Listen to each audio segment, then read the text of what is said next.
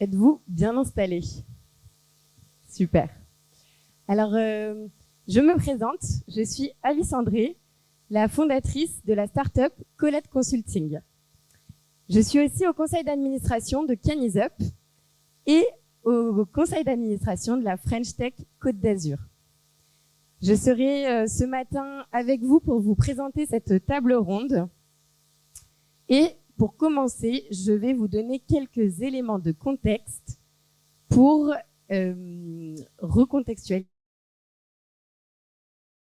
Pourquoi avons-nous voulu cette matinée?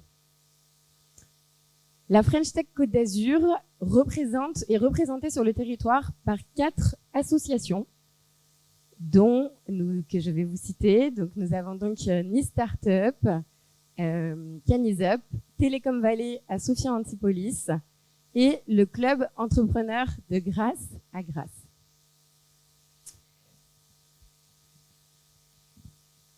La French Tech Côte d'Azur de notre territoire est aussi l'une des 13 capitales de la French Tech sur le territoire national. Pourquoi avons-nous créé et voulu faire cet événement tous ensemble? L'idée, c'était de rassembler des élus, des entreprises, des entrepreneurs et des étudiants pour que tous ensemble, nous puissions partager ce sujet qui nous appartient tous. Et d'ailleurs, je tiens à remercier les organisations et les associations de femmes qui nous ont rejoints sur cet événement. Et donc, je vais tout de suite les citer.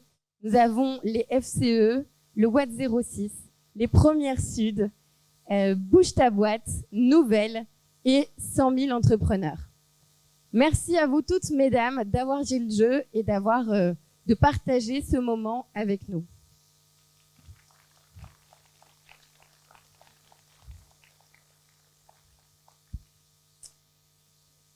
Pourquoi j'ai insisté pour faire cet événement et pourquoi, avec Canisup, tous ensemble, nous avons décidé de le mettre en place?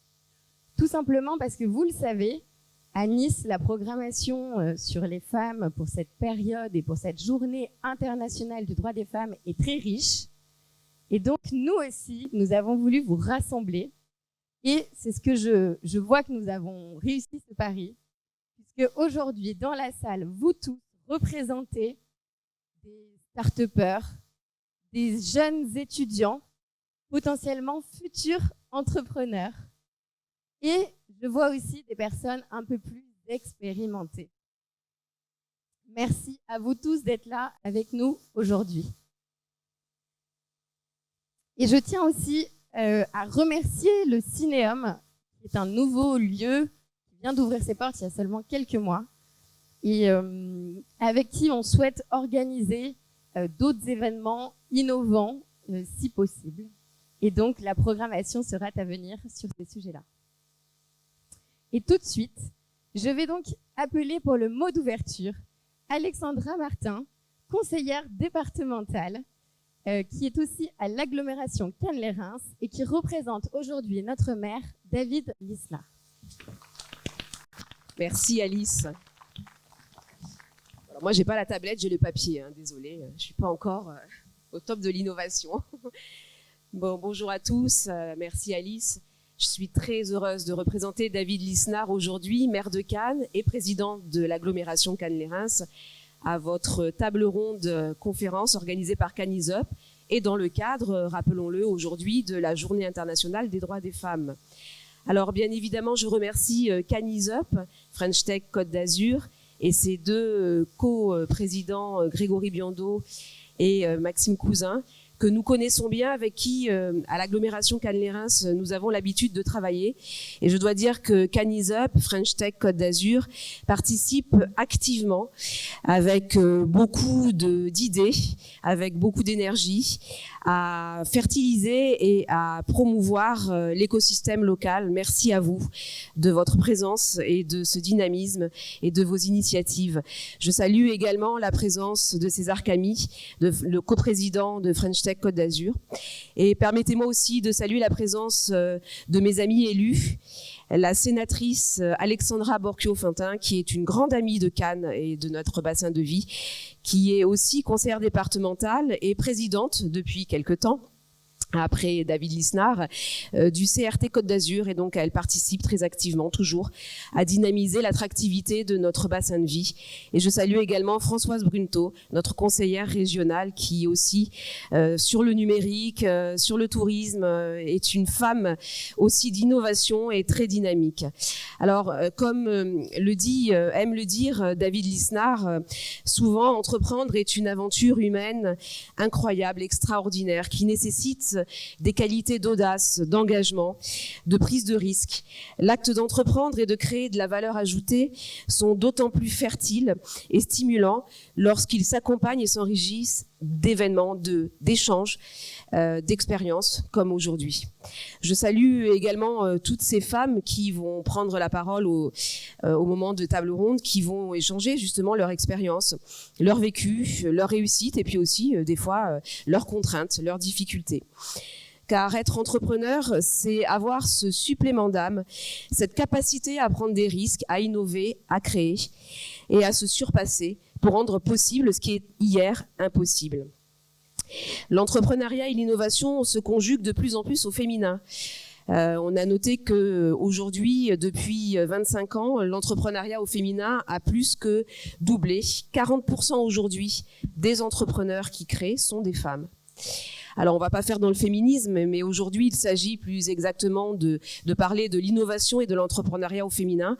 Et comme le disait hier, par exemple, la délégation femmes chefs d'entreprise, c'est la mixité que nous cherchons. Alors, je dis nous, parce que je suis quand même une femme, donc je me sens concernée également. Alors, la crise économique aussi et les 2 confinements notamment ont montré, on a des statistiques, je ne vous donnerai pas les chiffres, je ne veux pas être assommante, mais l'INSEE a relevé notamment que pendant le premier confinement, les femmes, plus que les hommes, ont dû faire des choix importants pour s'occuper de leurs enfants qui étaient à la maison, et donc elles ont été plus impactées par la crise Covid que les hommes dans le secteur de l'entrepreneuriat, celles qui sont artisans, chefs d'entreprise. Alors nous, à l'agglomération Cannes-les-Reims, vous le savez parce qu'on travaille souvent avec vous et notamment avec Grégory et Maxime, la priorité de David Lisnard, le président, et des maires des communes membres qui composent la communauté d'agglomération Cannes-les-Reims, c'est de favoriser cette fertilisation croisée, comme le dit souvent David Lisnard, de mettre tous les moyens, de mobiliser, de fédérer à la fois les acteurs économiques, les partenaires institutionnels, les associations, et je félicite et remercie toutes les associations qui sont présentes aujourd'hui, les étudiants. Vous le savez, Cannes-les-Reims, c'est des infrastructures à haute valeur ajoutée qu'on met à disposition de l'écosystème économique, et notamment, et il y a aujourd'hui des étudiants dans la salle, ce campus universitaire, c'est 8100 et quelques mètres carrés qui ont ouvert récemment et dédiés au métier de l'écriture et de l'audiovisuel. Mais également, et vous le connaissez parce que beaucoup d'entre vous, pour les Cannois de l'étape, vous y êtes, vous y vivez, vous utilisez la Cité des entreprises avec plus de 30 partenariats actifs pour accompagner les entrepreneurs et les entrepreneuses, et puis des événements que l'on organise et que l'on soutient. Vous montriez tout à l'heure DDA, on est très fiers d'avoir cet événement sur notre territoire qui a pris une ampleur considérable, et on vous en félicite. Voilà, donc le plus grand de tous les risques, c'est de ne pas en prendre, comme le disait Melody Hobson, qui est une femme d'affaires américaine, présidente du conseil d'administration de DreamWorks. Alors je vous dis à vous toutes et à vous tous aussi, parce que voilà, on n'est pas là effectivement pour faire du féminisme. Bravo. Merci pour votre énergie communicative et je vous souhaite une très belle table ronde. Merci à vous tous.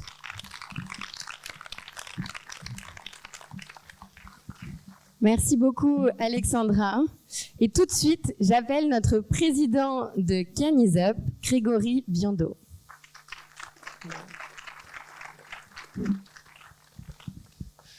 Bonjour à toutes et tous. Ça fait plaisir de voir 250 personnes, un petit peu plus, réunies aujourd'hui autour d'un objectif, c'est de saluer la femme et les entrepreneuses. Et ça, c'est quelque chose de très important. Je vais commencer par des remerciements et ensuite je vous raconterai une petite anecdote. Concernant les remerciements, je voudrais remercier évidemment nos partenaires territoriaux, la French Tech Côte d'Azur, la ville de Cannes et l'agglomération Cannes-les-Reims, qui permettent justement de favoriser un écosystème associatif fort et de pouvoir vous proposer ce type d'événement. Donc on peut les applaudir. Je voudrais remercier aussi très chaleureusement nos sponsors qui permettent de financer ces événements.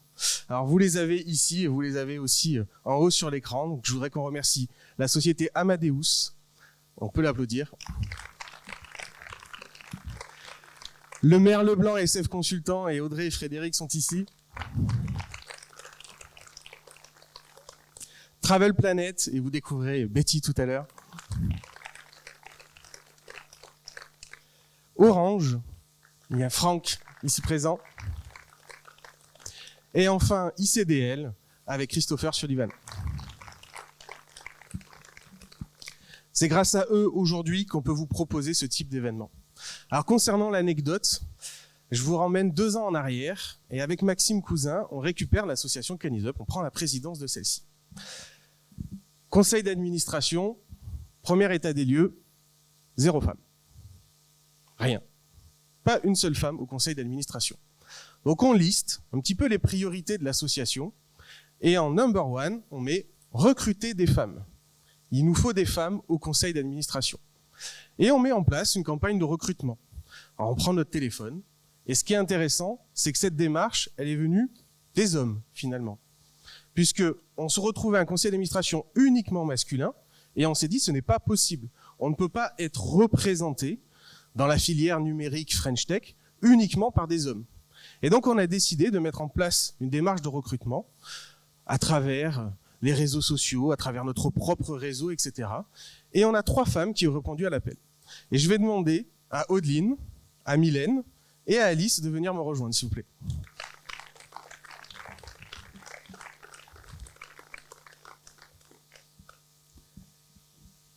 Il y a 2 ans en arrière, elles nous ont rejoints et elles ont constitué ce premier socle de femmes au sein du conseil d'administration de CanISUP. Et aujourd'hui, ce sont 3 administratrices qui sont extrêmement dynamiques, qui apportent vraiment un souffle extrêmement positif à l'association. Et si aujourd'hui, vous êtes tous réunis ici dans cette salle, c'est grâce à elles. Alors s'il vous plaît, applaudissez-les.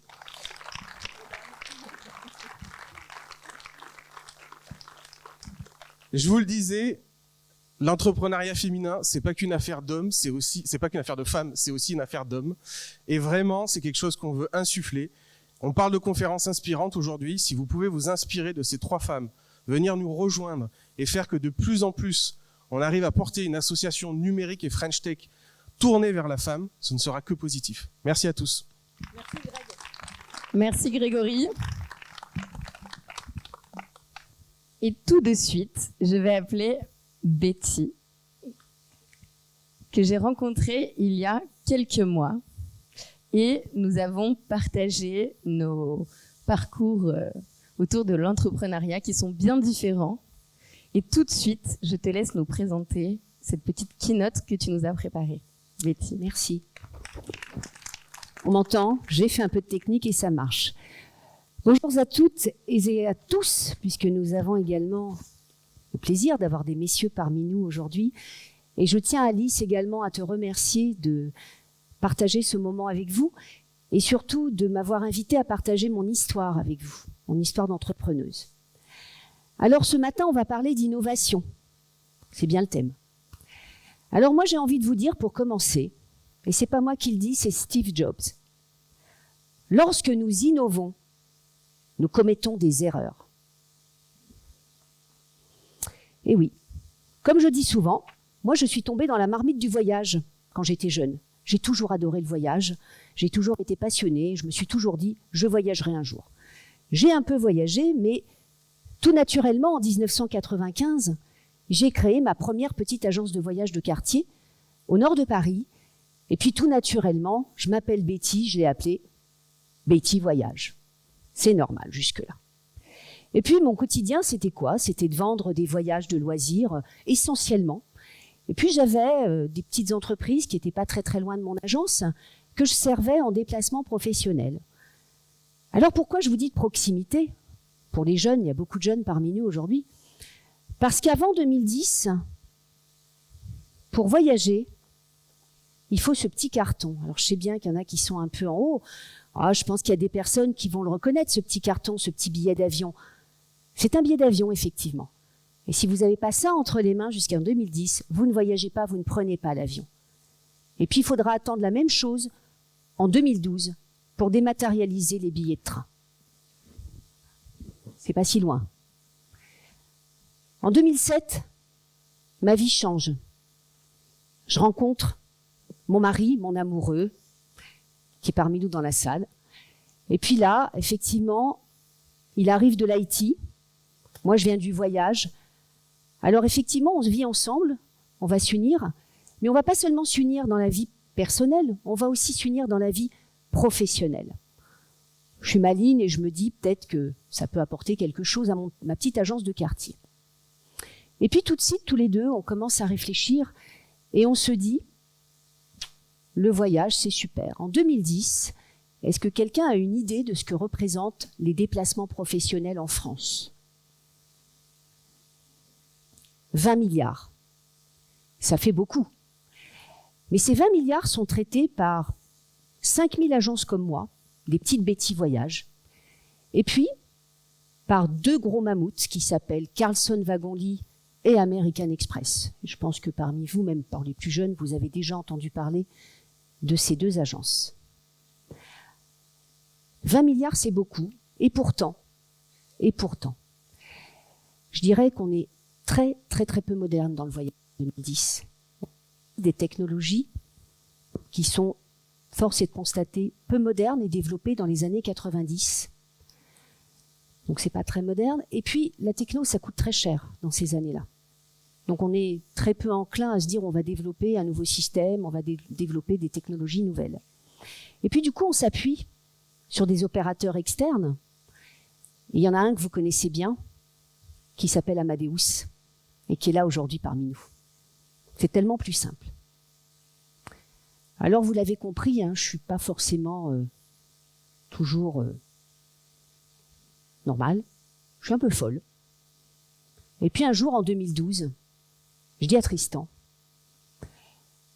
et si on construisait le Amazon du business travel? C'est totalement inconscient, c'est totalement fou. Et il m'écoute. Et puis, pendant toute l'année 2012, ça germe, ça gamberge, ça avance. En 2013, je dirais, c'est à ce moment-là que naît réellement le Travel Planet que tout le monde connaît aujourd'hui, en tous les cas les personnes qui sont certainement dans cette salle. Et c'est à ce moment-là qu'on met toutes nos idées bout à bout, avec, je dirais, une stratégie d'innovation et de technologie moderne. Alors l'innovation, on parle d'innovation. On pourrait lui donner des synonymes au mot innovation. Certaines me diront c'est la création, d'autres vont me dire c'est la transformation, le changement, la nouveauté, la révolution.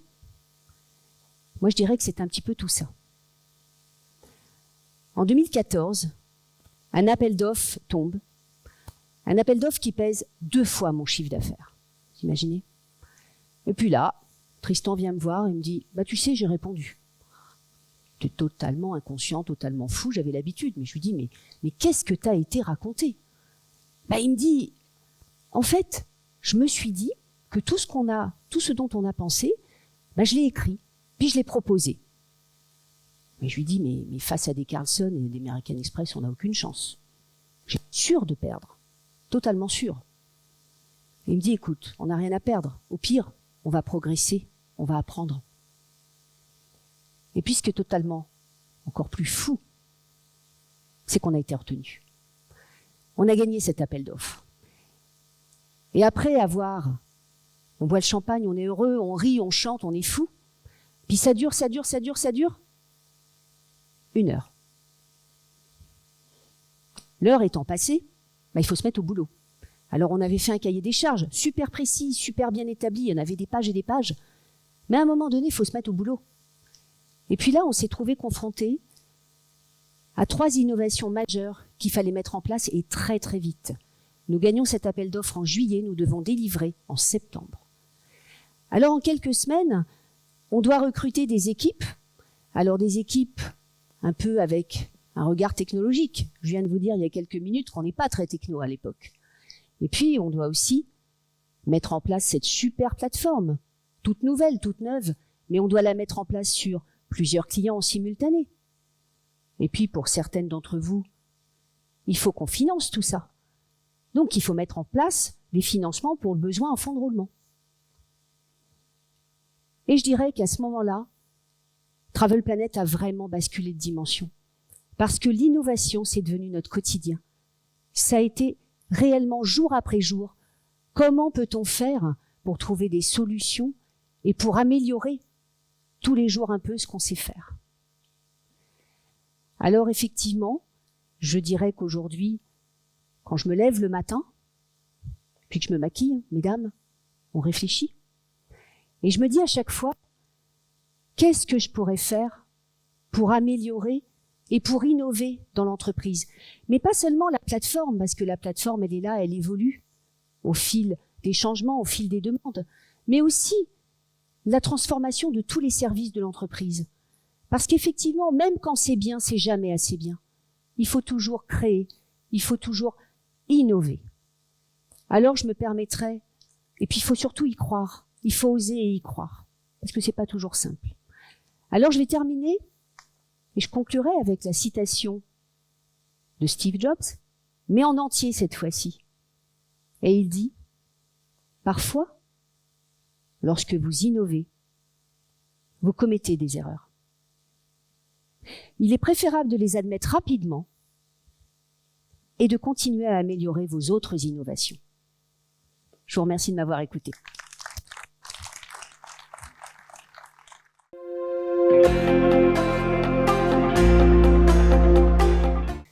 Donc aujourd'hui, nous sommes à Cannes. Vous êtes venus voir des stars, des paillettes, des étoiles? Aujourd'hui, vous êtes au bon endroit.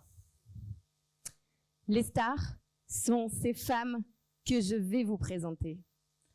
Elles ont toutes des paillettes dans les yeux et tous les matins, elles tentent de décrocher les étoiles. Tout de suite, je vous demande d'accueillir Alexandra Borchio, notre sénatrice,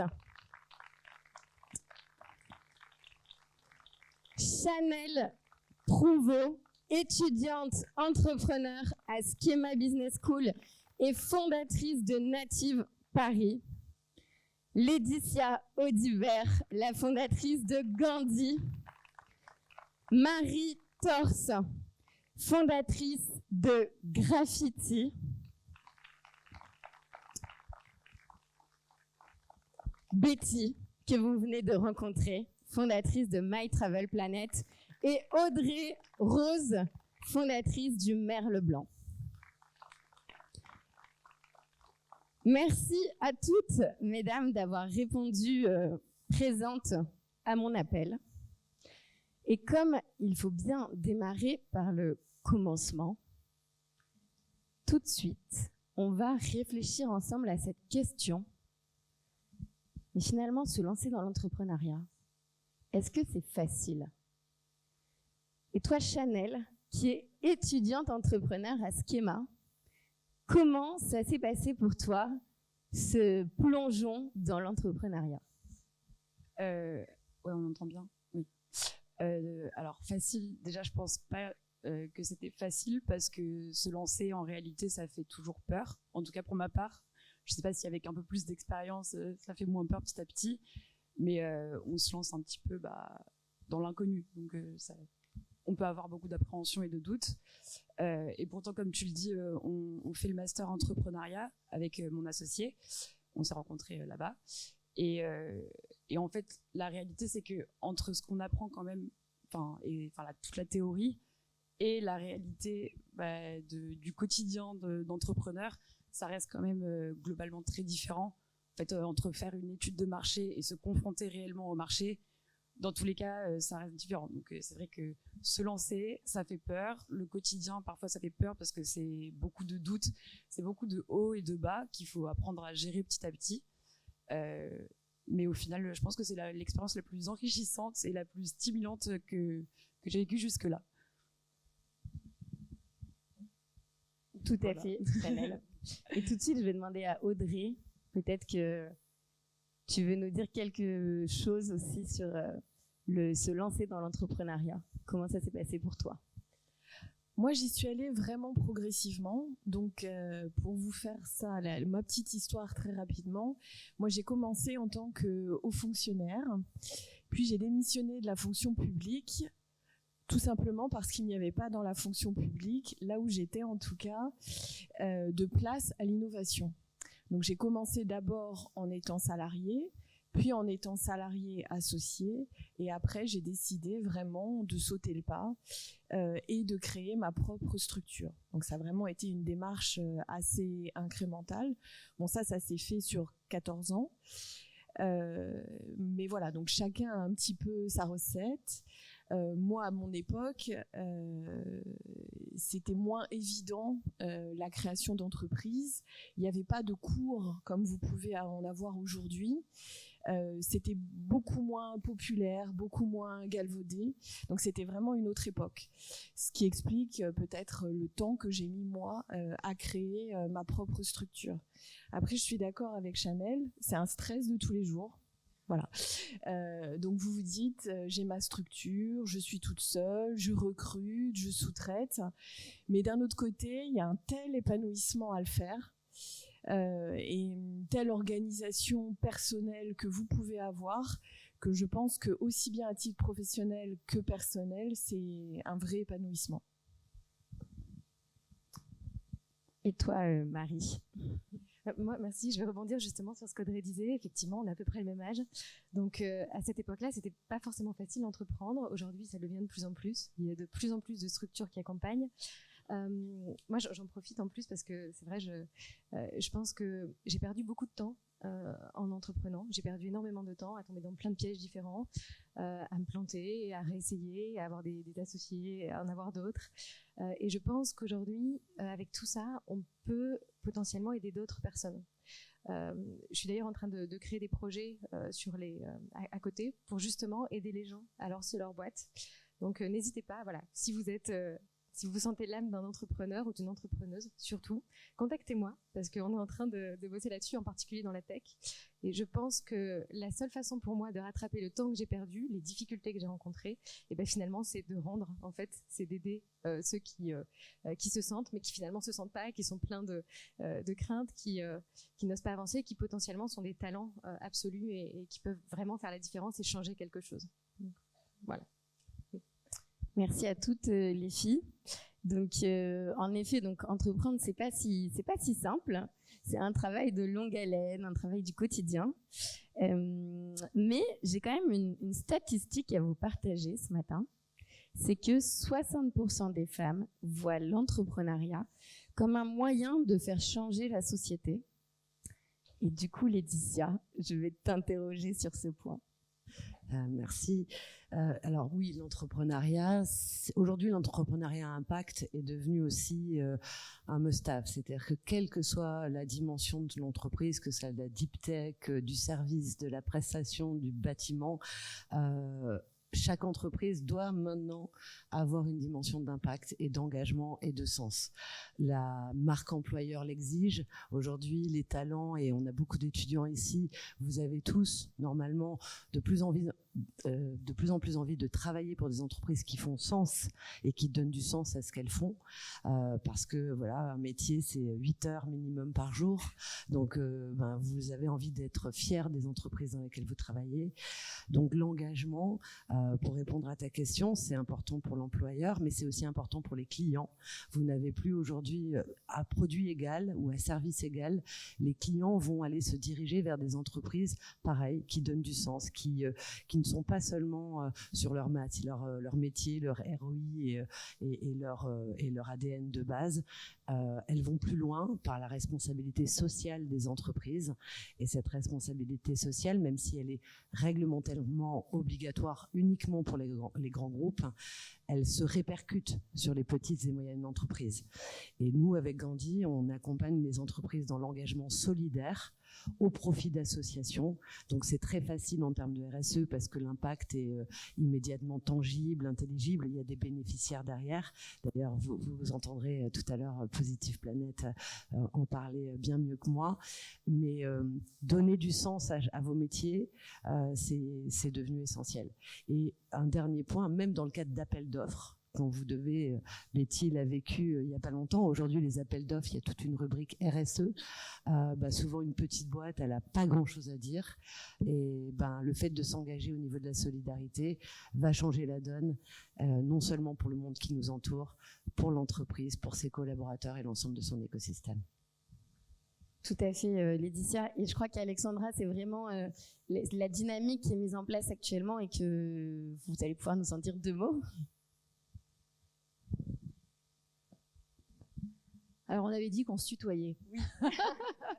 Alors, je suis sénatrice, mais on est un peu tous de la même génération. On a probablement aussi le même parcours. Et je pense que c'est la raison pour laquelle on est réunis aujourd'hui. D'abord, merci à Canisup et à la French Tech pour l'invitation de créer des événements comme celui-là. Je pense que ça va réveiller certaines choses chez notre jeune public qui, j'espère en tout cas, saura se nourrir de nos expériences. Merci pour le partage de vos expériences. Je vais essayer humblement aussi de partager la mienne. Et puis, je voudrais saluer bien sûr mes collègues élus, Françoise Brunto qui représente la région et ma collègue Alexandra Martin qui représente le département et tout un tas d'amis dans la salle à qui j'ai adressé des saluts individuels et que je voudrais remercier une nouvelle fois collectivement. Alors, quelle était la question, chère Chanel ? On parlait que l'entrepreneuriat était donc un moyen de s'engager et de faire changer la société. Donc, Laetitia a souligné par sa société Gandhi qui justement est à vraiment impact positif. Et donc, il me semble qu'au niveau de notre territoire aussi, on a vraiment un vrai sujet de changement des mentalités, de modification. On avait échangé éventuellement l'écotourisme. Peut-être que vous allez pouvoir nous en dire plus sur ce qui est mis en place actuellement.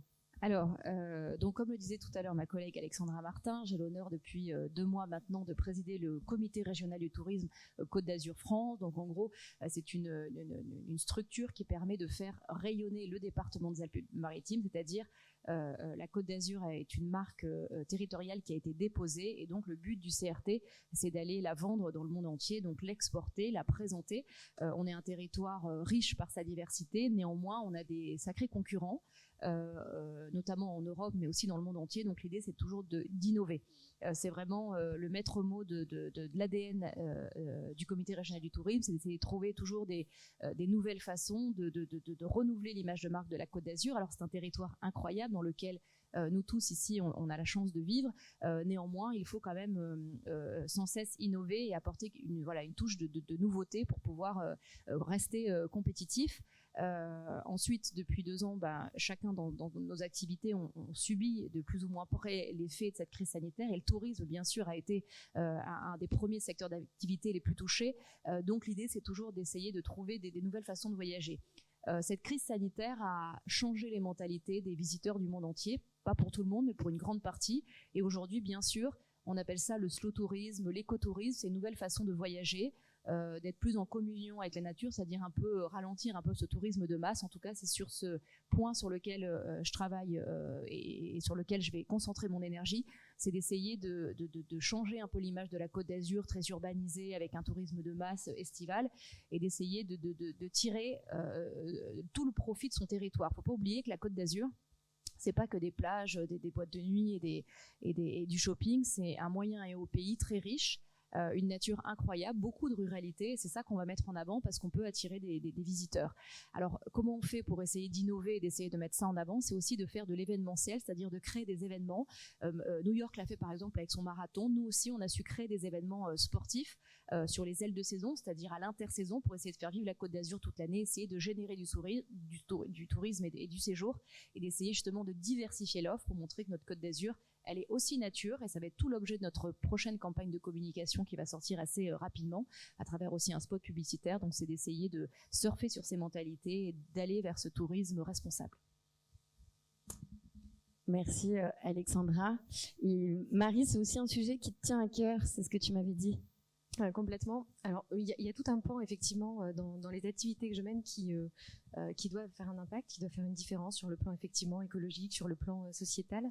Il y a un degré supplémentaire, parce qu'il y a un projet Becky Graffiti qui compte énormément pour moi, qui est dans la deep tech.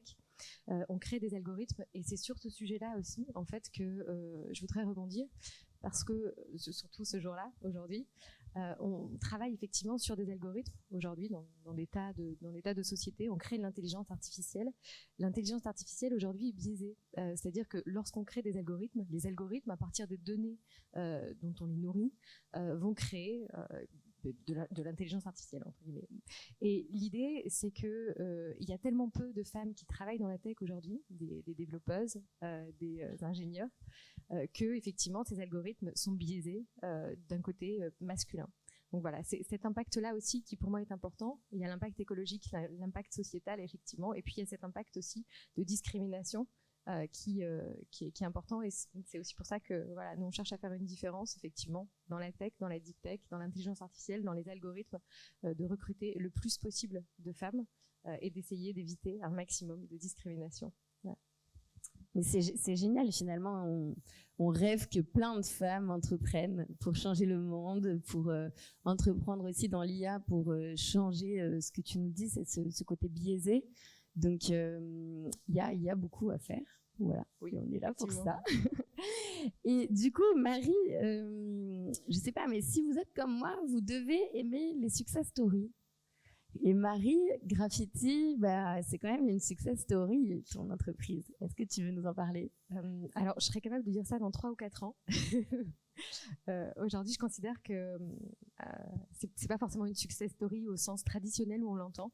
C'est-à-dire que c'est pas forcément quelque chose où effectivement on a plein de paillettes. On parlait hier avec un de mes amis sur le fait que effectivement les licornes n'existent pas et que on préférait être des bons vieux poneys. Voilà, qui fonctionnent bien, qui tournent bien, qui sont stables et voilà, qui font pas forcément rêver. Aujourd'hui, au-delà de la success story, ce qui me plaît, c'est ce qu'on fait, c'est le chemin qu'on prend, c'est les personnes avec lesquelles on le fait. Voilà, c'est ce genre de moment, par exemple, c'est les associés avec lesquels je traverse des échecs comme des énormes succès. On a travaillé avec Deutsche Telekom, on vient d'être sélectionné sur un énorme concours avec T-Mobile, qui est quand même une des plus grosses entreprises au monde. Donc voilà, il y a ce genre de choses qui arrivent effectivement qui peuvent contribuer à laisser penser que c'est une success story. Aujourd'hui, les startups, malgré tout, c'est une réussite sur 3 ou sur 4. Donc on en reparle dans 3 ans, je veux bien. Tout à fait, tout à fait. Mais pourtant, il me semble que tu as fait déjà une levée de fonds. Est-ce que tu veux nous parler de cette partie? Avec plaisir, effectivement. On a fait une levée de 500 000 euros. J'ai 500 millions, le lapsus révélateur.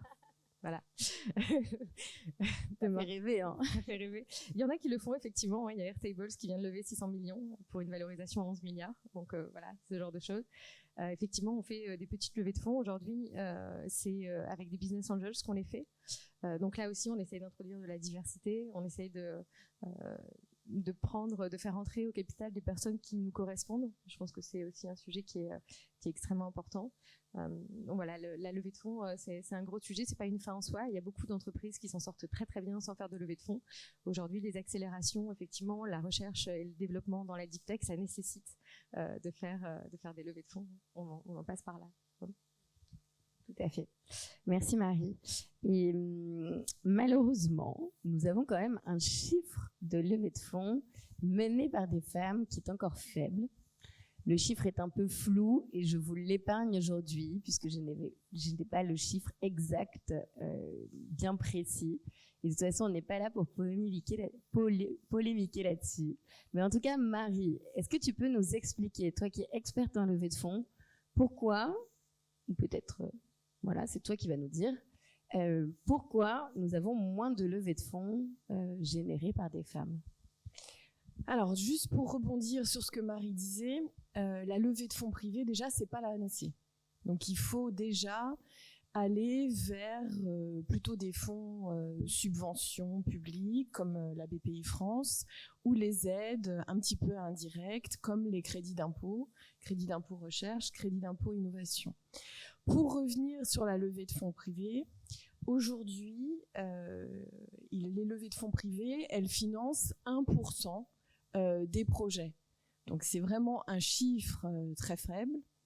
Et au sein, effectivement, de ces projets, la part des femmes peut sembler assez faible.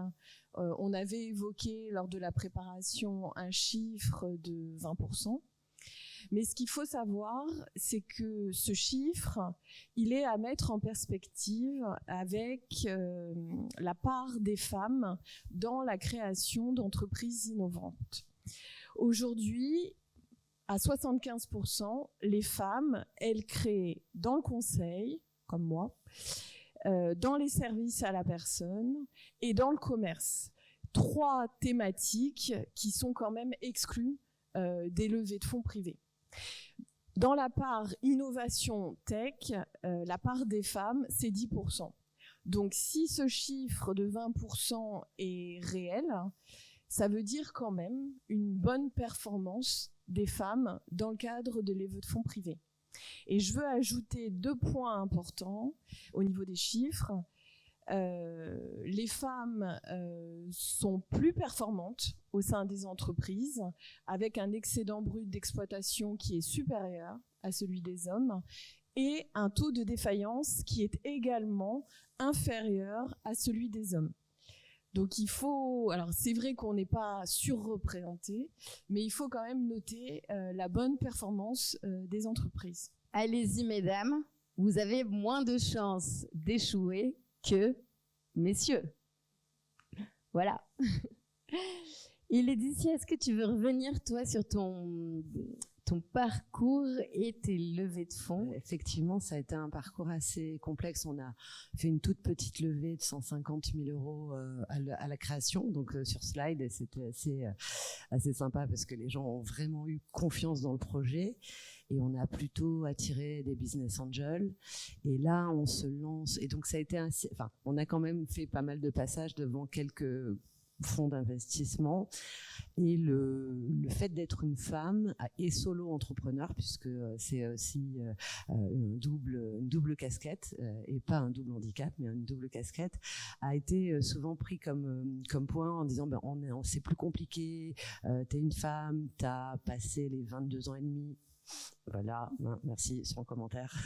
J'étais plus toute jeune, j'ai pas d'enfant. Il y a eu quand même une petite questionnement de la part de certains investisseurs de savoir est-ce que quand on est une femme et qu'on n'a pas d'enfant, si à un moment donné, il te prend les 5 minutes et tu as envie de faire un enfant, qu'est-ce que tu vas faire de ton entreprise?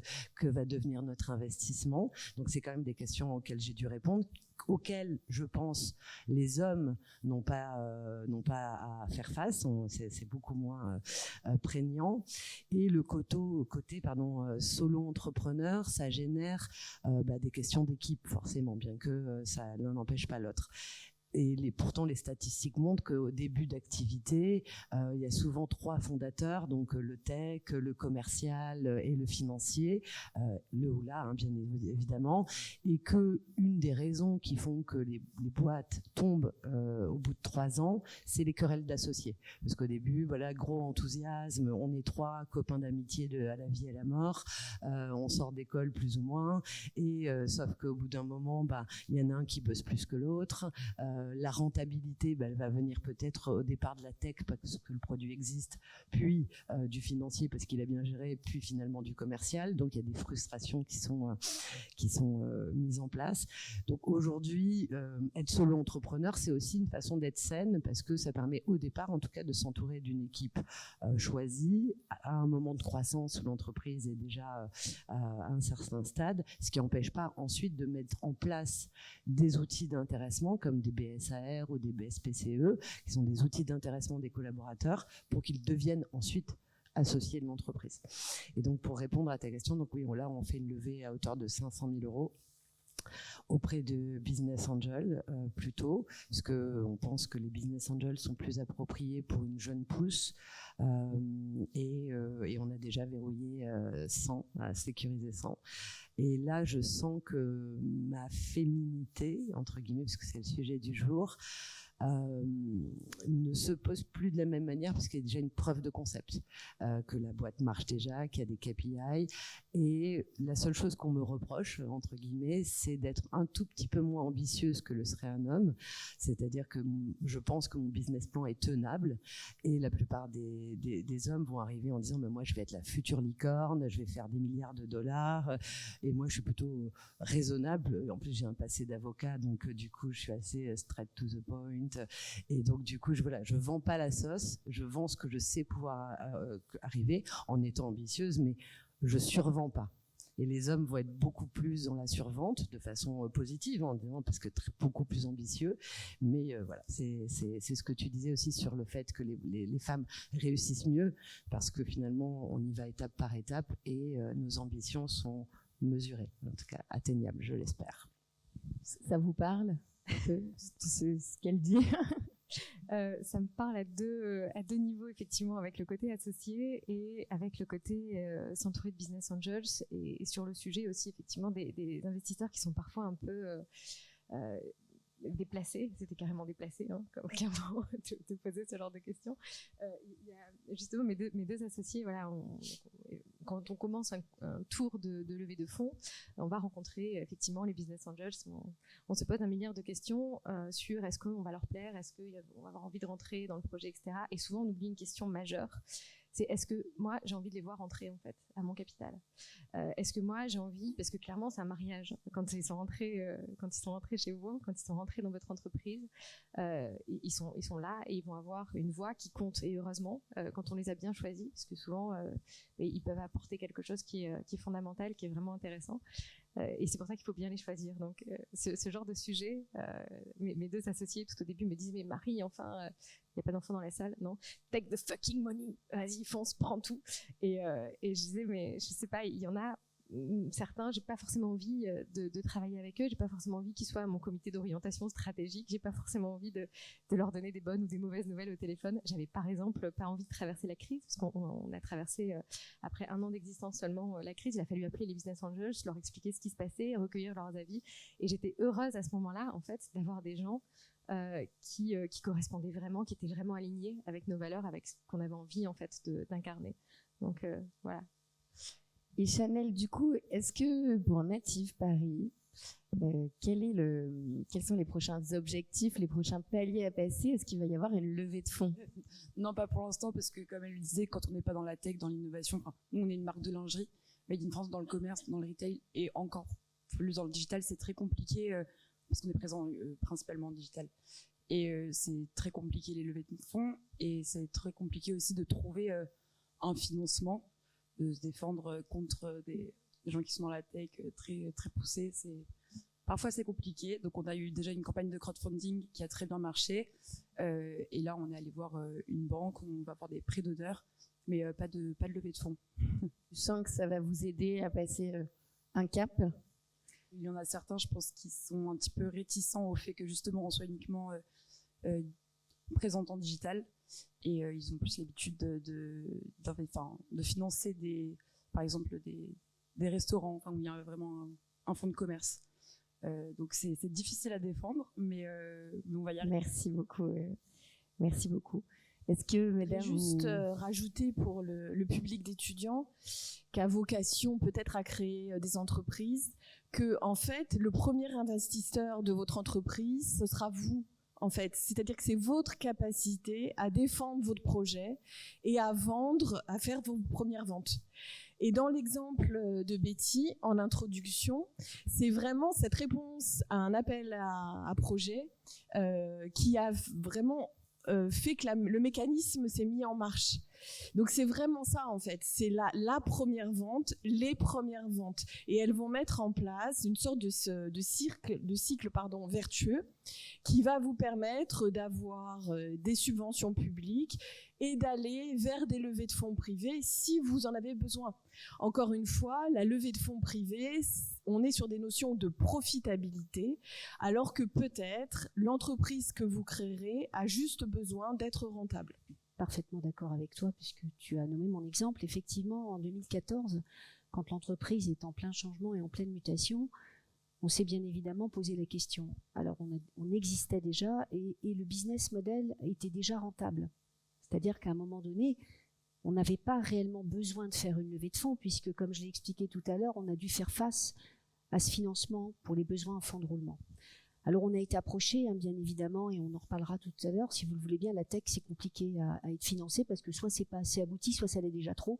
Alors on ne sait pas toujours où se positionner, où mettre le curseur. Alors nous, on a été, bien évidemment, on a trouvé un autre moyen de financement, et je rebondis sur ce que tu dis, qui coûtait très peu cher à l'entreprise et qui nous permettait de rester chez nous. Je rebondis sur ce que tu dis, parce qu'effectivement, faire une levée de fonds, c'est super, et parfois il y a des montants colossaux. Là, j'entends des petits montants, mais parfois c'est des montants colossaux dans la technologie. Mais faire entrer des actionnaires, c'est les faire rentrer au CODIR, c'est les faire rentrer dans les décisions du quotidien. Et parfois, et quelqu'un l'a dit tout à l'heure, faire entrer des actionnaires, on n'en a pas forcément toujours envie, mais parfois on n'a pas le choix.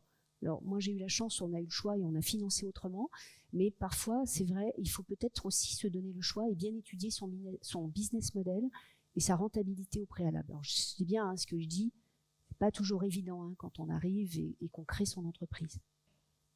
Mais finalement, toi Betty, t'es un peu l'exception, puisque ton entreprise n'a pas levé de fonds. Votre entreprise, c'est une véritable réussite. Vous avez fait face à de l'hypercroissance.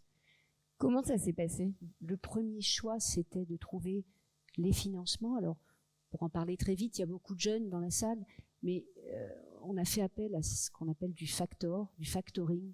Pour les plus anciens comprendront, c'est-à-dire qu'on a fait financer nos factures par une banque avec un taux très très peu élevé. Donc, ça nous a permis de financer ce besoin en fonds de roulement quotidien, d'une part. Et puis après, effectivement, entre 2014 et 2016, on a été sollicité. On a été tenté, je reconnais, hein, on a pesé le pour et le contre, mais on a opté pour notre liberté.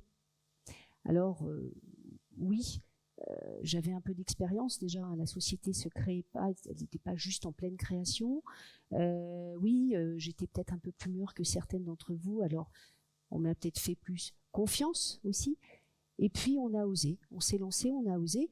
Mais ça ne veut pas dire que demain, on n'ira pas vers une levée de fonds hein, pour passer sur un step supérieur, parce que souvent, les levées de fonds vous font passer l'entreprise d'un niveau auquel vous êtes à un niveau totalement supérieur. Alors, c'est aussi à y réfléchir. À ce stade, j'en ai pas éprouvé le besoin et j'ai encore envie de rester toute seule chez moi. Merci Betty. Et Marie, toi, tu nous parlais donc du choix des investisseurs, de la tech. Je sais que tu as été 2 fois au CES. Est-ce que cette expérience autour de la tech, de la French Tech, tu veux nous en parler, de tes liens que tu as? Alors sur les outils, effectivement, on n'est pas allé au CES en fait. On est parti en délégation régionale 2 fois aux États-Unis, effectivement. Et alors l'idée c'est plus de voir comment d'un territoire qui est un territoire entre guillemets de province, clairement, puisque versus un peu Paris, il y a toujours eu ce type d'antagonisme. Comment on peut effectivement avoir une vision très internationale, puisque c'est le cas. Nous par nature, on a eu d'emblée une vision très très internationale. Le fait d'entreprendre ici, au début, c'était par hasard, clairement. Voilà, c'est un amour de la région sud qui arrivait complètement par hasard. Et c'est vrai que la question s'est posée très très vite, où est-ce qu'on met le siège social, comment on va s'en sortir en étant ici, parce qu'on avait l'impression finalement bien que tous les financeurs, que tous les écosystèmes qui étaient un peu costauds, eh bien étaient plutôt à Paris. Alors c'était absolument ridicule de penser ça, puisqu'effectivement ça fait 3 ans qu'on est là. Aujourd'hui, bien fort celui qui arrivera à me faire déménager. Effectivement, il y a la French Tech, bien sûr. Il y a d'autres outils aussi qui vont permettre en fait de nous envoyer en délégation régionale. Il y a l'agence de développement économique de la région, par exemple, qui s'appelle Rising Sud, avec laquelle on est parti donc 2 fois aux États-Unis, parce qu'on voulait installer des business units là-bas juste avant la pandémie. Effectivement, il y a cette notion en fait que on est sur un territoire finalement qui a une puissance qui est là, présente, mais peut-être pas encore suffisamment reconnue, même si on avance petit à petit. Je le vois à Marseille, par exemple, on a beaucoup on commence à devenir une vraie alternative aussi par rapport à Paris, par exemple, aussi. C'est tous ces outils-là, en fait, qui vont permettre que des petites startups comme nous, Rikiki, qui sommes là depuis 3 ans sur le marché, etc., on va avoir cette espèce de crédibilité grâce à la French Tech, grâce à Rising Sud, à l'international ou même sur des territoires nationaux. French Tech Rise, par exemple, qui avait été organisé. D'ailleurs, c'est 2 entreprises d'ici qui ont gagné le French Tech Rise. C'est French Tech Rise. Oui, je sais bien. Vous pouvez. Il y avait 2 entreprises qui ont gagné. French Tech Rise, c'était donc le tour des entreprises sur le territoire pour pitcher à Paris, à Bercy. Donc voilà, c'est ce genre de visibilité qu'offre la région, qu'offre la French Tech aujourd'hui, en fait, de ce territoire. Ouais. Et Laetitia, je crois que toi, t'es une enfant du pays, tu as grandi ici et tu y es revenue. C'est plutôt le territoire qui est venu te chercher. Hein. Absolument. Moi, je suis... alors, attention à vous, Miss Fraise 1989, donc de carrosse. Je pense, voilà, il y a du people quand même. Et donc oui, une carrossoise depuis toujours. Et donc je suis partie à Paris pour des raisons professionnelles, comme beaucoup. Et il y a 2 ans, sur le salon Vivatech, il y a la team Côte d'Azur qui est venue chercher Gandhi en disant il nous faut des startups innovantes, il nous faut des startups à impact, et on a envie que notre territoire s'engage, et donc venez vous installer à Paris. Et donc on a eu un accueil absolument fabuleux, article dans Nice Matin, la Tribune, enfin vraiment on a été aidés à s'installer. Alors pour l'instant c'est qu'un établissement secondaire, et puis aussi l'idée derrière c'est de pouvoir favoriser le mécénat de proximité. Par exemple, quand vous êtes une entreprise locale, vous allez peut-être moins facilement soutenir les enfants du Mékong que l'hôpital Lanval ou les sauveteurs en mer ou la Cassagne. Donc nous, on accompagne ces associations du territoire, et donc l'idée pour avoir ce lien proche, parce qu'on est près du cœur. Donc il y avait un vrai sens à ce que Gandhi s'installe ici, non seulement grâce à l'attractivité du territoire, mais aussi pour pouvoir faire rayonner le tissu associatif local et l'engagement des entreprises et des particuliers au niveau local. Complètement. Donc on voit que c'est un territoire qui bouge bien. Et puis d'ailleurs, on a un territoire très fertile pour le business. Donc ça, c'est vraiment génial, quoi. Et tout de suite, je vais te demander, Alexandra, après avoir entendu ces témoignages en tant que représentante politique qui a un rôle crucial pour l'innovation, quelles sont tes premières réactions face à ces difficultés évoquées de levée de fonds, de combat au quotidien? Comment vois-tu les choses? C'est vrai que je disais tout à l'heure que j'ose comparer un peu nos parcours, parce que dans les difficultés que vous nous racontez aujourd'hui, c'est les mêmes que l'on peut vivre aussi en tant que femme politique. Je me suis lancée en politique, j'avais, je sais plus, 26 ou 27 ans. J'ai fait mes enfants pendant mes mandats, et j'essaie toujours aux nouvelles générations de leur expliquer qu'on peut avoir des rêves, On peut, moi j'ai exercé une activité professionnelle jusqu'à il y a 18 mois que je devienne sénatrice, parce qu'après quand on est parlementaire c'est quand même compliqué de continuer son activité, mais j'ai tenu donc à être mère de famille, à exercer mes mandats, à exercer mon activité professionnelle et même à avoir du temps pour donner en tant que bénévole au sein d'associations caritatives. Je crois qu'il faut juste être organisé.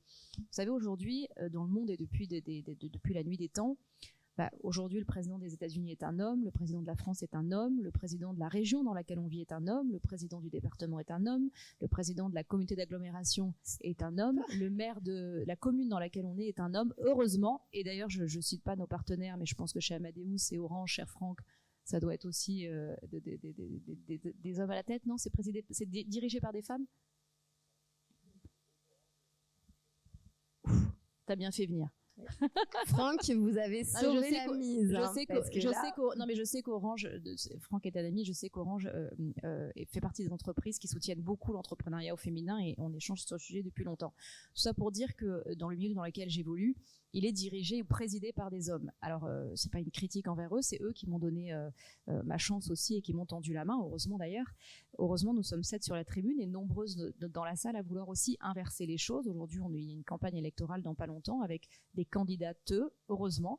Et c'est ça aussi l'innovation dans la politique, c'est aussi d'essayer de mettre en avant les femmes. Alors, on s'est rendu compte que naturellement, ça ne se faisait pas. Et dans vos entreprises aussi, c'est le cas. Je parle notamment dans les moyennes et grandes entreprises. Donc, il faut avoir recours à la loi, c'est-à-dire créer des lois pour favoriser l'émergence des femmes, c'est-à-dire plus de représentativité. Dans le milieu politique, ce sont les lois sur la parité qui, depuis les années 2000, arrivent, c'est-à-dire qu'en fait, on demande qu'il y ait la parité dans un conseil municipal, c'est-à-dire cette communauté d'élus qui co-construisent une commune. Alors, certaines personnes sont opposées aux quotas en disant « mais il ne faut pas qu'il y ait des quotas, etc. » Mais en fait, on se rend compte que si on ne passe pas par la force, c'est-à-dire par la loi, il n'y a pas de femmes. J'espère que j'en suis là aujourd'hui par la personnalité et par le travail que je peux accomplir au quotidien, mais il ne faut pas se voiler la face. Les lois sur la parité ont aidé à faire émerger. Et aujourd'hui, on constate que d'être une femme et d'être de la nouvelle génération, j'ai 40 ans, mais je fais partie de la nouvelle génération d'élus, en politique en tout cas, c'est encore un peu jeune, ça participe à l'innovation politique, justement. Donc voilà, c'était juste pour faire le parallèle entre les freins que vous aussi vous avez pu avoir, des levées de fonds, etc., et aussi dans la politique, un milieu assez masculin dans lequel voilà, il faut peut-être redoubler un peu plus d'efforts pour pouvoir prouver ses capacités. Et je pense que c'est aussi la manière voilà, dont vous avez construit votre avenir. Alors, qu'est-ce qu'on en fait une fois qu'on sait tout ça en tant que femme politique? On essaye d'accompagner des femmes comme vous qui veulent se lancer, quel que soit le milieu. Dans le milieu sportif aussi, qui est un milieu très masculin, avec le département des Alpes-Maritimes, j'ai essayé d'accompagner Alexia Barrier, qui est une navigatrice des Alpes-Maritimes, qui s'est lancée dans le Vendée Globe, qui s'est lancée toute seule et qui avait du mal justement à trouver des fonds. Donc, en tant que représentant d'une collectivité, celle du département, on a réussi à l'accompagner. Et voilà. Donc, comment ça se traduit? On essaye nous aussi de regarder le parcours qu'on a vécu et d'essayer d'accompagner aussi les femmes qui veulent se lancer. En tout cas, on le disait tout à l'heure, tu le disais tout à l'heure, Betty, sur la citation de Steve Jobs, qu'il faut se lancer, il faut savoir tomber, il faut savoir se relever. En tout cas, les femmes, il faut arrêter de s'auto-censurer et il faut se faire confiance et se dire qu'on peut très bien, parce que le frein des femmes, c'est quoi? C'est parce qu'il faut mêler la vie de famille à la vie professionnelle. Ça fait des milliers d'années qu'on nous dit que c'est pas possible et qu'il faut faire l'un ou l'autre. Donc, je crois qu'aujourd'hui, depuis quelques années, à cause d'événements dramatiques, mais il y a des mouvements sociaux qui se sont lancés justement où il faut absolument que les femmes se fassent confiance, osent se lancer, et bien sûr elles y arriveront, mais il faut oser. Et donc c'est ce courage aujourd'hui que j'ai envie de vous transmettre aujourd'hui, mais je suis persuadée que tout le monde l'a au fond de soi, mais il faut y croire pour pouvoir oser se lancer et être épanoui, et puis voilà, déconstruire un peu ces stéréotypes et changer les mentalités. Merci beaucoup Alexandra. Et moi, il y a une femme sur cette table que j'ai envie de saluer et qui me tient beaucoup à cœur, c'est Chanel. Chanel, toi, j'ai envie de te poser la question, finalement, c'est une question qu'on n'a pas le droit de poser, vous bouchez tous vos oreilles. Quel âge as-tu, Chanel? Tiens. J'ai 25 ans. Ok. Et donc toi, de ton jeune âge, tu as décidé de t'affranchir et de foncer dans ce monde qu'on est en train de dire masculin finalement. Donc tu t'es dit, allez, je m'en fiche, j'y vais. Oui, alors j'ai mis quand même un peu de temps avant de me dire go, j'y vais, parce que l'idée a mûri, faire, je le fais pas, je le fais pas. Je voulais juste, s'il y en a qui veulent se lancer aujourd'hui dans l'entrepreneuriat, ce que vous avez dit tout à l'heure sur le fait de s'associer, je sais qu'on était plusieurs nous à la base et on l'avait peut-être un petit peu trop pris à la légère, cette idée de on s'associe, c'est un mariage, et je pense qu'il faut faire attention à ça, enfin choisir des personnes qui ont les mêmes valeurs que nous. Bref, je voulais juste faire cette parenthèse-là. Ouais, on a choisi de se lancer. Donc heureusement, on est deux, parce que moi, je salue Laetitia qui s'est lancée toute seule. Je sais pas si j'aurais eu le cran de le faire. Voilà. C'est un message, un mot, une phrase à dire aux étudiants qui sont là, qui nous écoutent. Toi qui étais étudiante encore cette année. Entourez-vous bien, que ce soit les personnes qui vont vous épauler, votre famille, vos amis, qui en vrai vous soutiennent au quotidien dans les moments qui sont un petit peu plus compliqués. Entourez-vous bien donc, avec vos associés, et entourez-vous bien, par les incubateurs, tous les gens qui peuvent vous aider. Entourez-vous aussi, je pense, d'entrepreneurs qui soient c'est bien des jeunes entrepreneurs que des gens qui ont beaucoup d'expérience, parce que je pense que c'est que en échangeant un maximum avec un tas de personnes qu'on apprend vraiment énormément, et au moins ça permet après de prendre du recul et de se dire ok, bon, bah, j'ai appris tout ça, moi qu'est-ce que je vais faire et comment je peux le faire, et ouais, bien s'entourer, je pense que c'est c'est pas l'unique clé, mais je pense que c'est une des clés.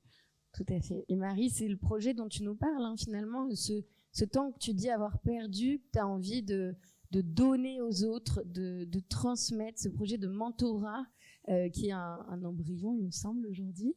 Mais je pense que c'est un projet qu'on a toutes salué et on y croit toutes. Si tu veux nous en parler. Alors aujourd'hui, c'est difficile d'en parler effectivement parce que ça se met en place petit à petit.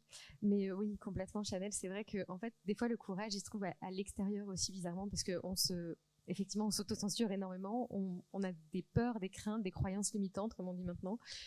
Et juste parfois, sur une rencontre, sur un déclencheur, on va trouver quelqu'un qui, en fait, d'un seul coup, va nous renvoyer une image de nous-mêmes qu'on n'avait même pas vue peut-être.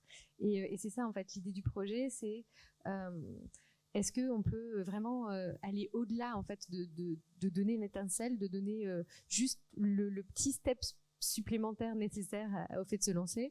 Est-ce qu'on peut pas aussi accompagner justement en présentant toutes les bonnes personnes pour avoir des levées de fonds, qu'elles soient publiques ou qu'elles soient privées, pour aller chercher des premiers clients, voilà, pour vraiment en fait se donner un ancrage. Alors ce sera probablement dans le cadre du projet un ancrage court. On envisage en fait d'accompagner sur 3 ans, mais ce sera un ancrage vraiment très puissant qui permettra ensuite, après, de faire d'avoir l'expérience nécessaire pour faire vraiment ce que vous voulez faire par vous-même en fait. Donc voilà, je pense que je suis hyper joignable sur LinkedIn, je réponds toujours aux messages. Donc si vous avez cette envie-là, surtout, et la boucle est bouclée, du coup je reviens à ce que je disais tout au début, effectivement, contactez-moi, parce que je pense que voilà, la seule façon pour moi de récupérer le temps que j'ai perdu, ce sera de le rendre aux autres en fait, et d'aller plus vite ensemble. C'est génial parce que j'entends que des good vibes. Alexandra qui propose son aide et qui a déjà aidé cette navigatrice. Marie, tu te mets à disposition des entrepreneurs.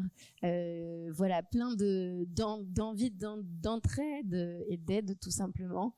Et aujourd'hui, on a choisi justement d'aider d'une manière que Laetitia va vous présenter tout simplement, c'est le mieux. Voilà, on a décidé aussi de soutenir un petit peu d'entrepreneuriat féminin sur notre territoire, donc localement. Laetitia, est-ce que tu veux nous en dire 2 mots?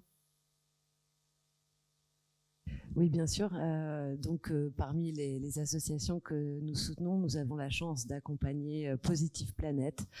Positive Planète, c'est une association qui agit sur la France entière, mais notamment sur le territoire des Alpes-Maritimes, et qui aide notamment les jeunes femmes issues de quartiers prioritaires de la ville à devenir entrepreneurs. Donc, elle les accompagne pour que, du coup, l'entrepreneuriat soit un tremplin social, puisse leur permettre de devenir actrices de leur vie.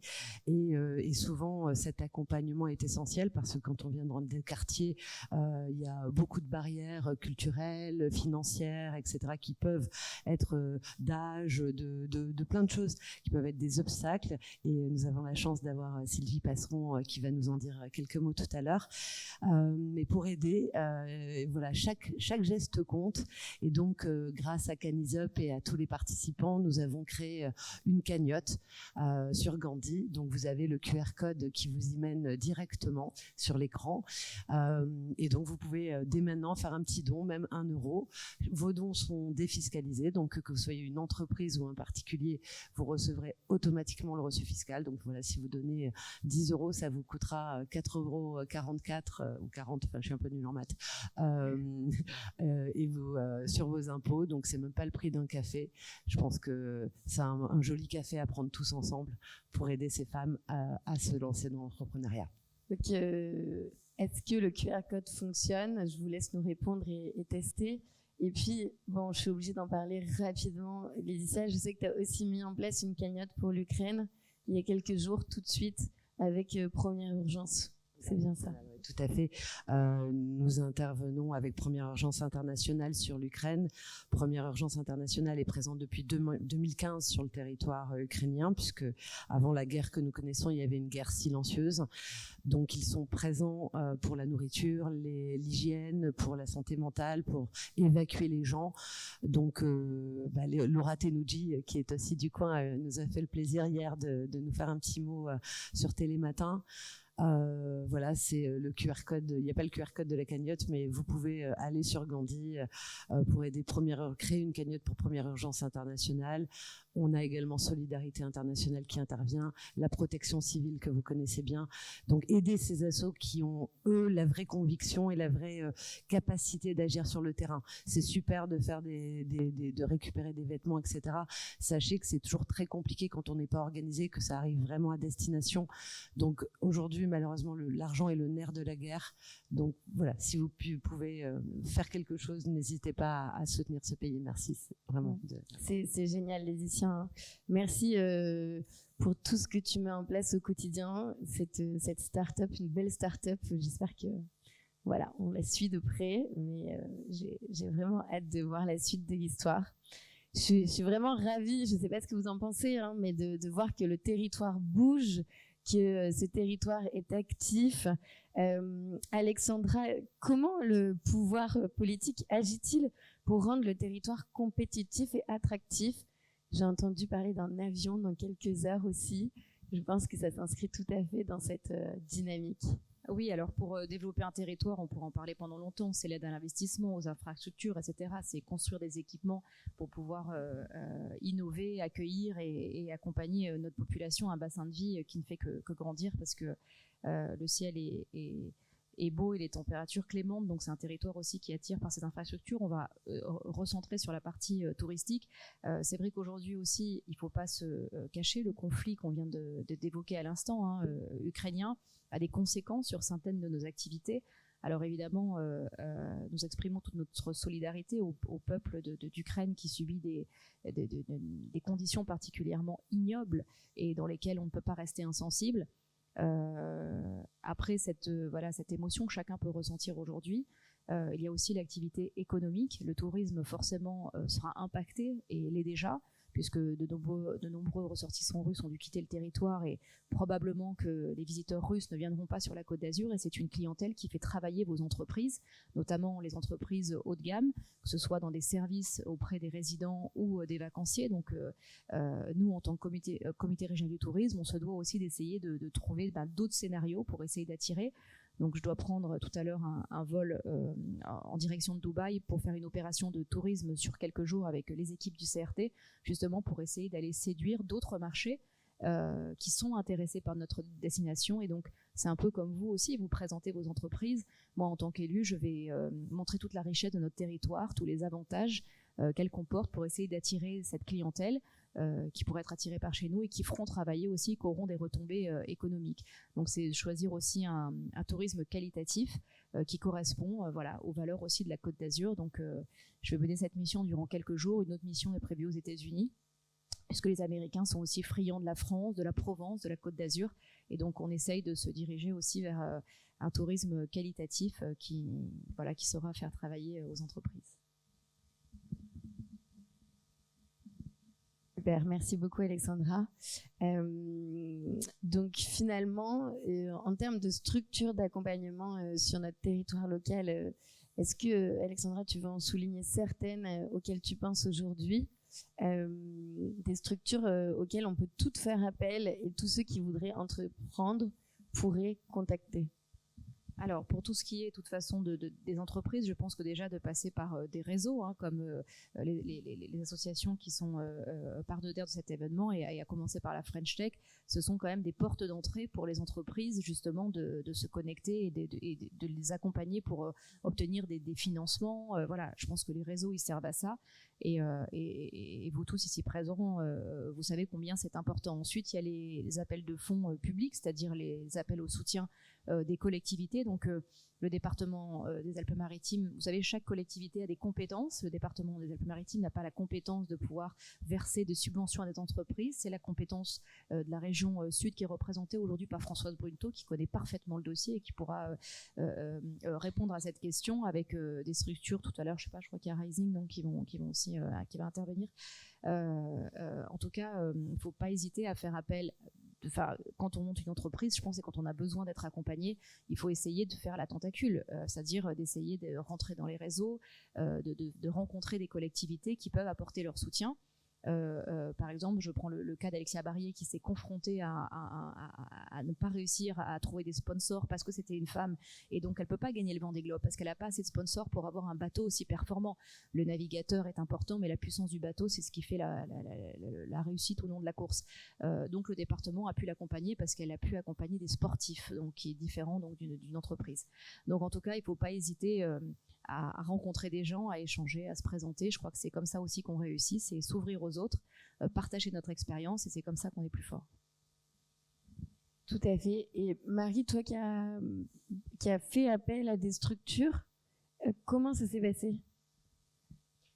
Plutôt bien. Plutôt bien.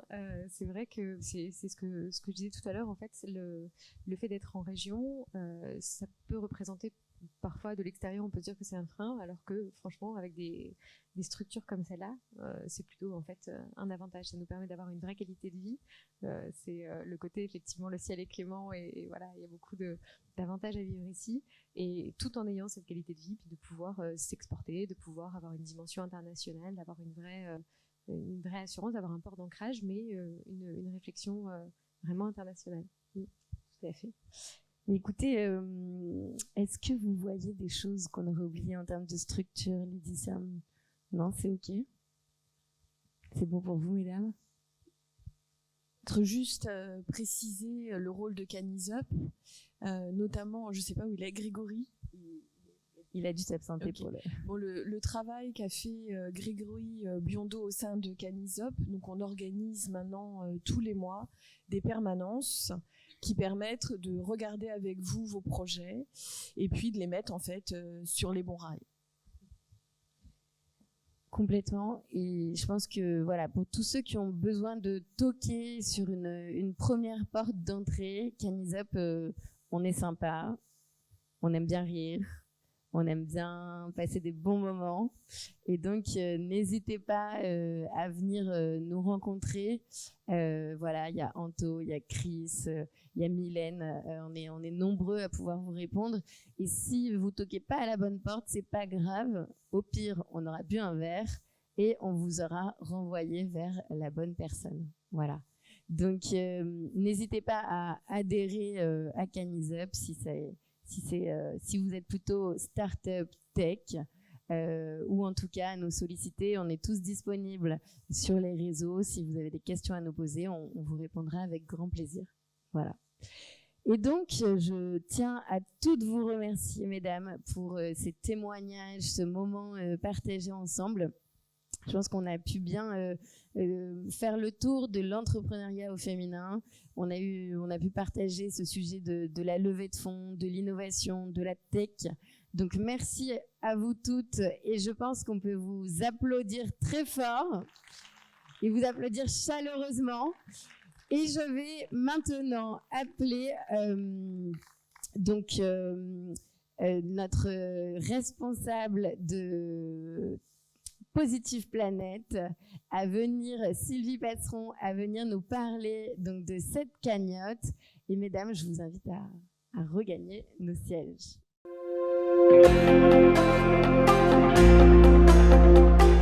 Tout d'abord, je vais vous dire, moi je ne suis pas chef d'entreprise, mais mon métier, c'est d'accompagner les chefs d'entreprise depuis pas mal d'années. Et effectivement, souvent on me dit, pourquoi tu passes pas du côté justement de te mettre à ton compte? Ben non, moi j'ai envie tous les jours d'écouter ces belles histoires. Donc tant qu'elles resteront belles, ben, je continuerai à vous accompagner au quotidien. Je voulais dire un mot avant de parler de l'association. Effectivement, j'ai entendu pas mal de mots intéressants. Souvent, quand on parle de création d'entreprise, on a tendance à dire mais t'es complètement fou ou folle de créer ta boîte, surtout le monde va pas bien, c'est trop de risques, etc. Non, pas du tout.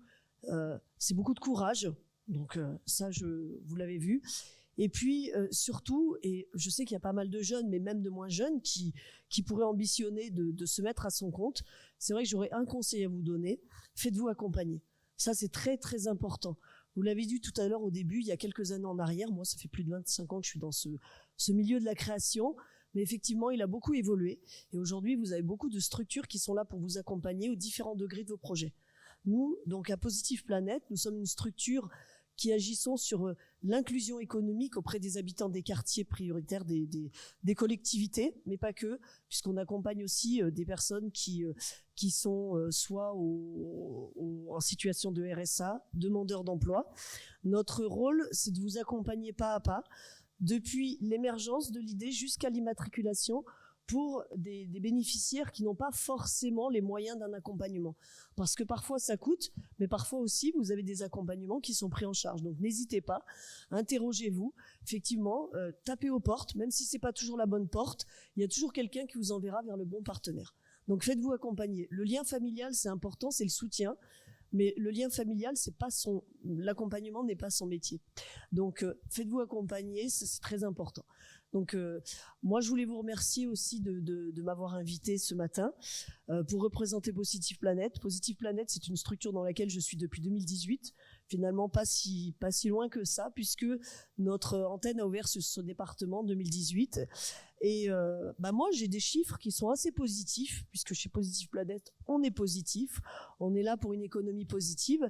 C'est que l'année dernière, en 2021, alors qu'on nous parle de Covid, de difficultés, voilà, pour tous les entrepreneurs, on a accompagné plus de 250 entrepreneurs, et sur ces 250 entrepreneurs, plus de 66% étaient des femmes.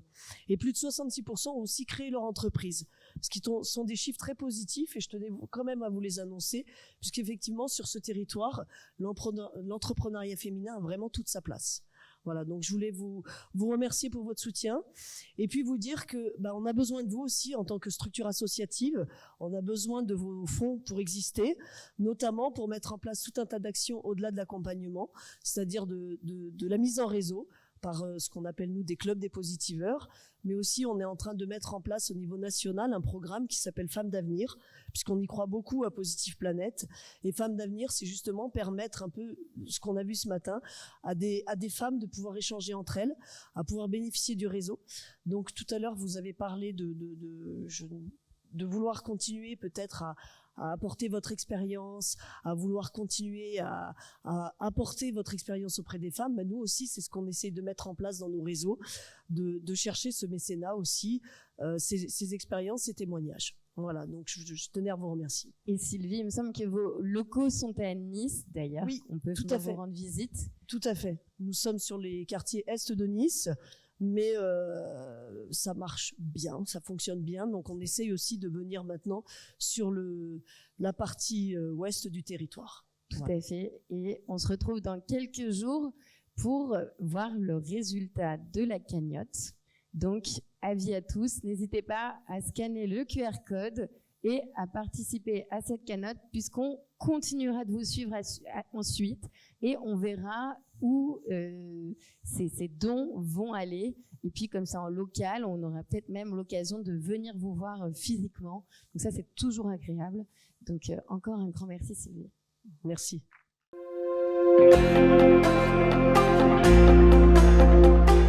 Merci beaucoup. Bonsoir à toutes et à tous. Monsieur le Président de la French Tech, Sarkami, l'ensemble des entrepreneurs féminines qui sont présentes. Effectivement, je représente ici le président de la région, région Sud Provence-Alpes-Côte d'Azur, en qualité de président d'abord de conseillère régionale et présidente de la commission économie numérique à la région. Donc, qui voit passer l'ensemble des financements, les problématiques d'aménagement numérique du territoire, toutes les problématiques de développement de l'innovation numérique. Et effectivement, c'est une thématique qui m'est très chère et que j'accompagne maintenant depuis 6 ans à la région, et en particulier sur l'entrepreneuriat féminin. Alors oui, effectivement, pourquoi la région est présente? D'abord parce qu'elle est chef de file du développement économique dans l'ensemble des institutions. C'est la région qui a été, par le législateur, désignée pour accompagner les entreprises. Ça, c'est le premier point. Et donc, en 2015, lorsque j'ai été élue, à la région, on lance le schéma régional de développement économique, d'innovation et d'internationalisation, et j'anime des ateliers numériques. Moi, je viens d'un milieu qui est le ministère de l'équipement. J'ai été chef d'entreprise avant. Je suis plutôt côté BTP, donc c'est vrai que je suis plutôt habitué à des milieux assez masculins. Et je découvre qu'effectivement, le milieu de la tech, le milieu numérique, a un vrai problème de parité. Et ça ressort dans toutes les tables rondes. Inlassablement, on me dit il faut de la mixité, il faut de la parité, il va falloir développer des actions pour que les femmes soient plus présentes. Bon. Donc là, on a pris un temps de réflexion, et effectivement, lorsqu'on a lancé la feuille de route Smart Région, fin 2016, on a tout un corpus de stratégies qui va nous permettre de développer notre territoire du point de vue numérique, avec une ambition qui est fixée de devenir une des smart régions d'Europe, la première. Et dans ce corpus, il y a soutenir les femmes dans la tech. Alors, soutenir les femmes dans la tech, effectivement, ça va passer par des actions d'abord de formation, ça va passer par des cahiers des charges où lorsqu'on finance des formations, on exige qu'il y ait un certain nombre de quotas de femmes. Parce que c'est vrai qu'effectivement, on peut être contre les quotas, on peut être intellectuellement considérer qu'on peut y arriver sans. Mais à un moment donné, quand il faut forcer les choses, oui, je suis d'accord avec Sandra, effectivement, les quotas ont aidé le fait que des femmes soient aujourd'hui en politique, parce que sinon on serait peu nombreuses. Et si on veut aller plus vite pour avoir des femmes dans la tech, oui, il faut former plus de femmes. Donc il faut aller chercher des femmes.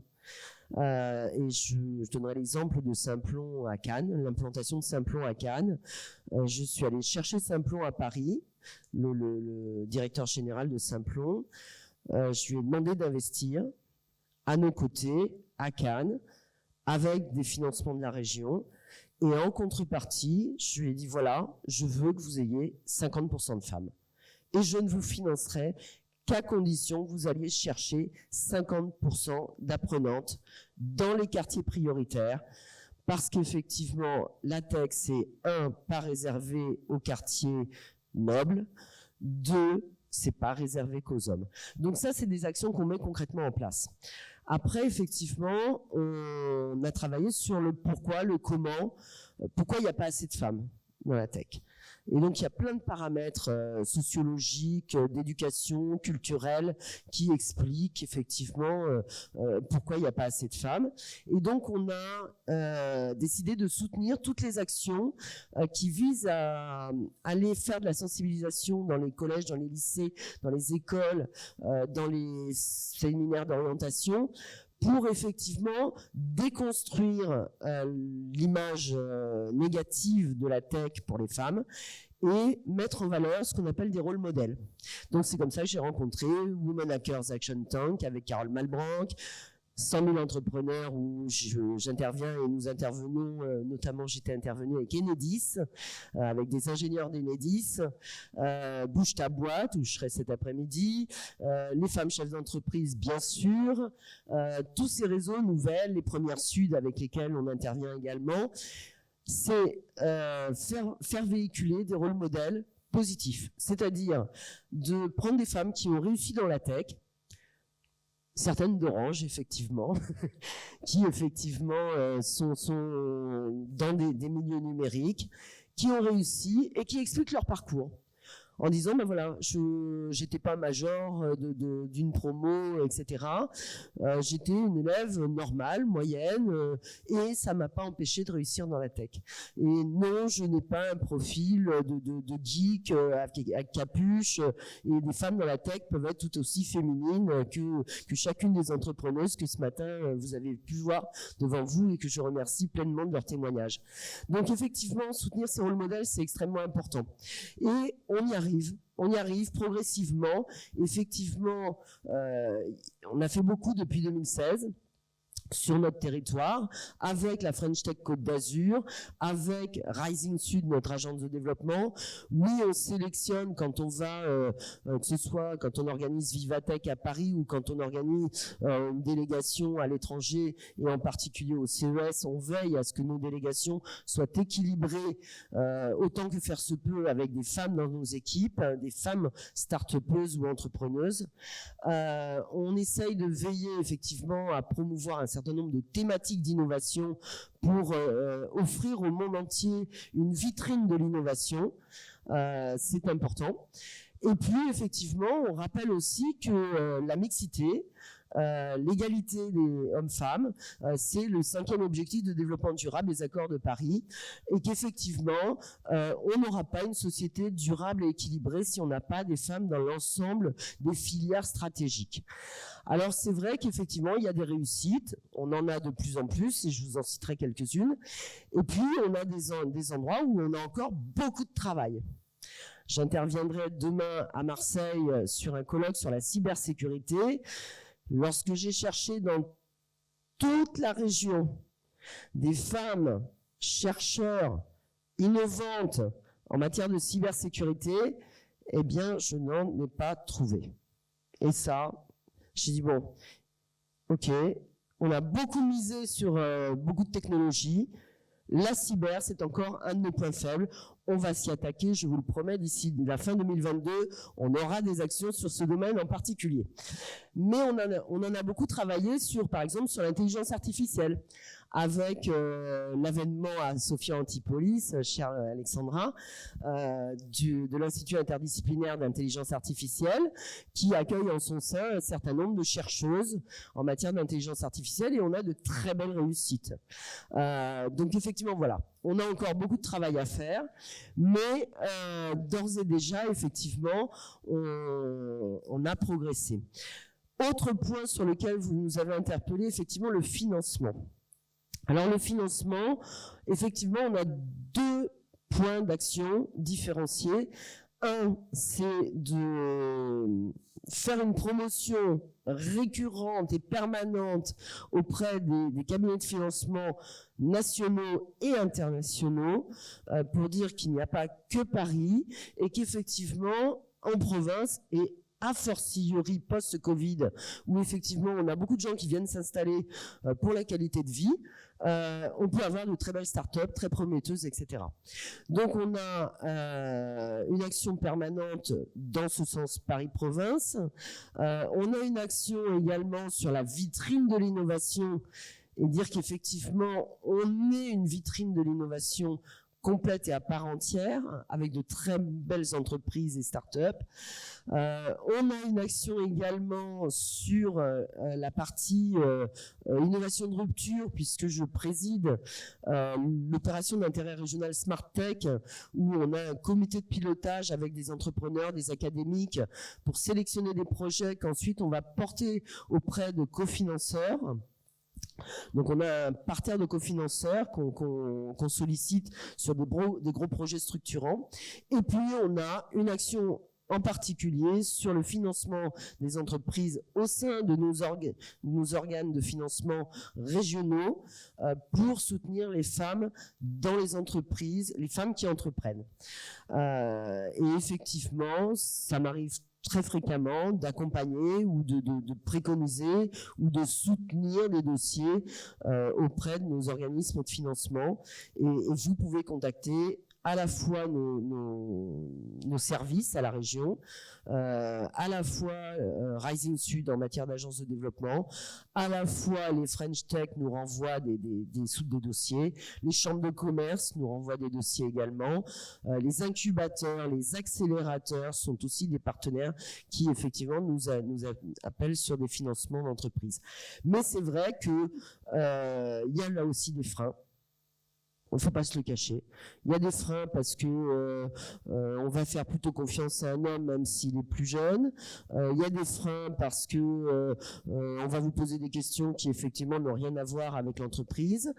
Savoir si vous avez des enfants, pas d'enfants, comment vous les récupérez à l'école. On ne se pose pas la question d'un chef d'entreprise, homme, savoir s'il va récupérer ses gosses à l'école à 16h ou à 18h. On ne se pose pas la question non plus de savoir si vous prenez des vacances ou pas. On ne se pose pas la question. Enfin, voilà. Il y a des questions qui ne devraient plus être posées à des femmes. Et puis par ailleurs, effectivement, il y a une censure. Les femmes demandent moins de participation financière que les hommes. Alors effectivement, parce qu'elles sont plus réalistes, parce qu'elles ne survendent pas, c'est une réalité. Et d'ailleurs, malheureusement, on le voit dans les levées de fonds. Les levées de fonds sont moins importantes. Alors, il y a une question de confiance aussi, il y a une question d'équipe féminine et effectivement d'innovation de rupture. Et je peux, alors pour avoir fait des recherches, beaucoup d'innovations extrêmement structurantes ou d'innovations de rupture sont aujourd'hui et depuis quelques années portées par des équipes plutôt masculines, avec des femmes à l'intérieur, mais qui ne sont pas dans le leadership. Et effectivement, je pense que progressivement, ça arrive sur le marché des levées de fonds. Et c'est à nous d'accompagner aussi ces femmes à franchir le pas. Alors pourquoi je pense que ça arrive? Parce qu'effectivement, il y a beaucoup de femmes qui innovent. On le voit dans nos laboratoires. Dans les grands laboratoires de recherche, on a énormément de chercheurs sur notre territoire. On a des laboratoires prestigieux. L'Institut interdisciplinaire d'intelligence artificielle en est un, l'INRIA, la SAT Sud-Est, le CNRS, l'INSERM. On a énormément de laboratoires. Et dans ces laboratoires, il y a énormément de femmes. Beaucoup de femmes sont primées et en fait, on s'aperçoit qu'on ne les connaît pas. Et donc, j'ai décidé de vous en citer quelques-unes quand même parce que c'est important. Ça me semble essentiel. Donc, médaillée d'or de l'innovation 2021, Melpomene Dimopoulou, chercheuse postdoctorante au CNRS. Elle travaille sur le stockage de la data sur de l'ADN synthétique. Elle a été également primée par la Fondation L'Oréal UNESCO également. 2021, le docteur Pauline Cotina, doctorante à l'Institut de recherche sur le cancer et le vieillissement, primée pour minimiser l'impact des produits industriels sur l'écosystème marin.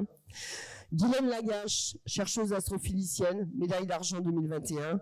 Marbel Valdivès, chercheuse en océographie microbienne, primée également. Et j'en ai comme ça une soixantaine qui ont été primées sur notre territoire, dans nos laboratoires. Et j'ai donc décidé, effectivement, après cette petite recherche, de communiquer l'ensemble de ces noms à la presse régionale et locale, de manière à ce qu'on parle de l'innovation et des femmes dans la presse et qu'on les soutienne et qu'on pense demain que l'innovation, elle se conjugue aussi au féminin. Et je vous remercie pour votre attention.